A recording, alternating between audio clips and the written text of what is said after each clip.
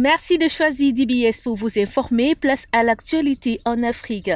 La République centrafricaine a célébré le week-end 2 ans de l'accord de paix de Khartoum. Le président récemment réélu Faustin Archange Touadéra s'est référé aux engagements librement consentis et contenus dans cet accord, dont le respect et la mise en œuvre intégrale devraient permettre de relever durement le pays toujours en proie aux attaques des groupes armés qui contrôlent les 2/3 du territoire. Le chef de l'État centrafricain a regretté que ce 2e anniversaire soit célébré dans un contexte de guerre avec l'alliance entre 7 groupes armés signataires de l'accord de paix qui ont violé leur engagement par une nouvelle offensive contre l'État. Le 13 janvier, des rebelles ont lancé une attaque coordonnée dans la périphérie de la capitale Bangui.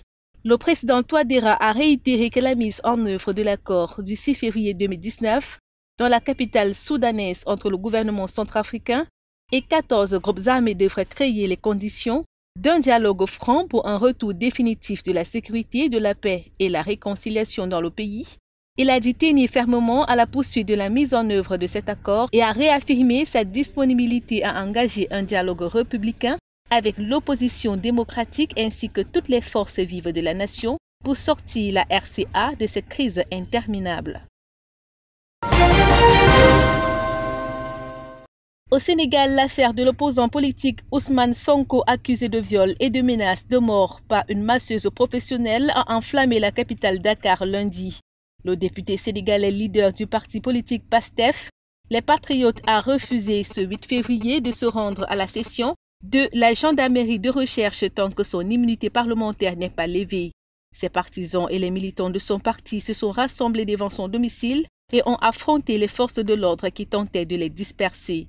Ils se sont servis de pierres, brûlé des pneus et voitures contre les gaz lacrymogènes et jets d'eau de la police. Les heurts se sont répandus dans plusieurs quartiers de Dakar.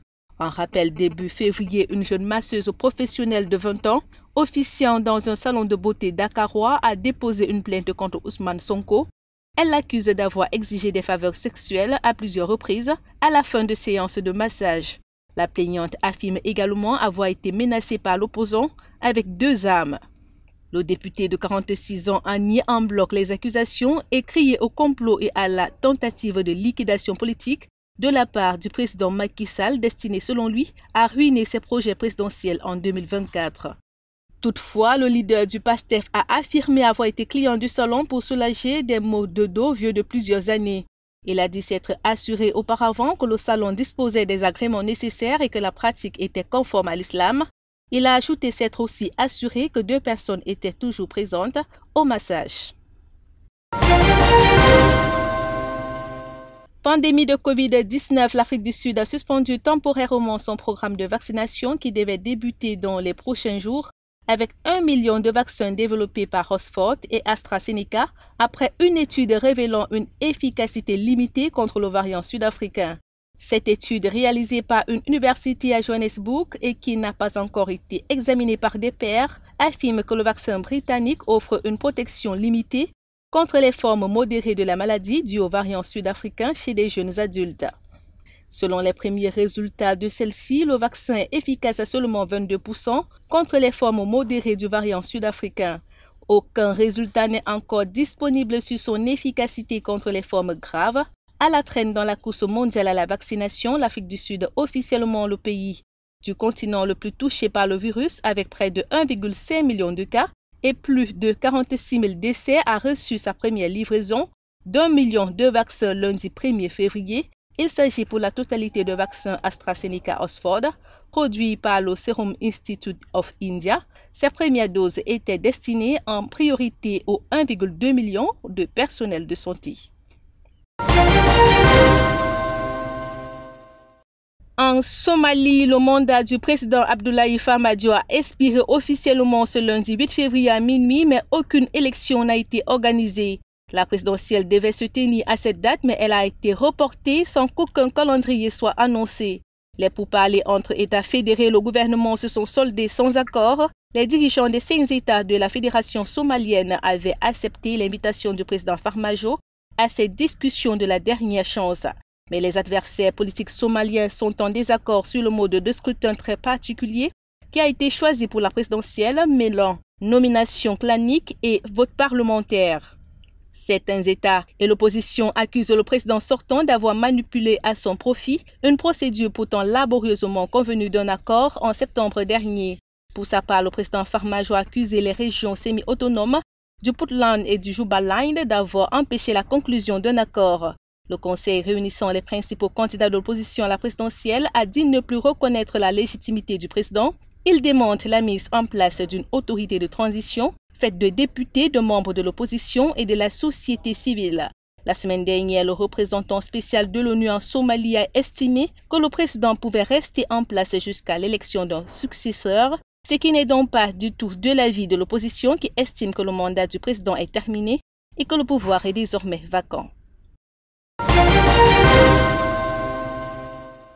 Au Soudan, le Premier ministre Abdallah Hamdok a dévoilé lundi la constitution du nouveau gouvernement qui compte dans ses rangs 7 anciens chefs rebelles qui ont participé aux accords de paix en octobre dernier. Ainsi, 2 militaires et plusieurs membres du groupe des forces pour la liberté et le changement figurent parmi les nouveaux ministres. Le chef du gouvernement a expliqué que c'est le fruit d'un consensus pour éviter l'effondrement du pays, lequel a abouti à la formation de 25 ministères, ajoutant que celui de l'éducation est dans l'attente de consultations supplémentaires.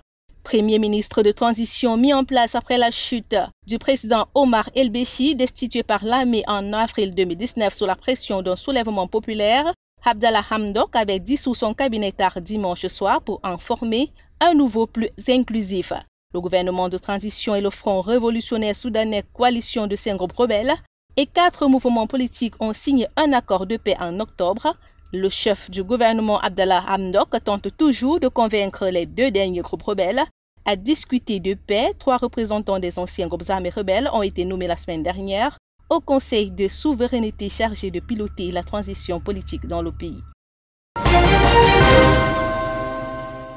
Un détour en Tanzanie avant de refermer cette édition. Le gouvernement est décidé à mettre fin aux mutilations génitales féminines. Encore répandue dans le pays malgré des années de campagne, la stratégie pour venir à bout de cette pratique sera lancée le 15 mars 2021. Selon des sources dignes de foi, elle impliquera la conduite de campagnes sur les conséquences sanitaires des mutilations génitales féminines pour les filles et les femmes, le recrutement d'agents de changement au sein des communautés et l'application des mécanismes juridiques.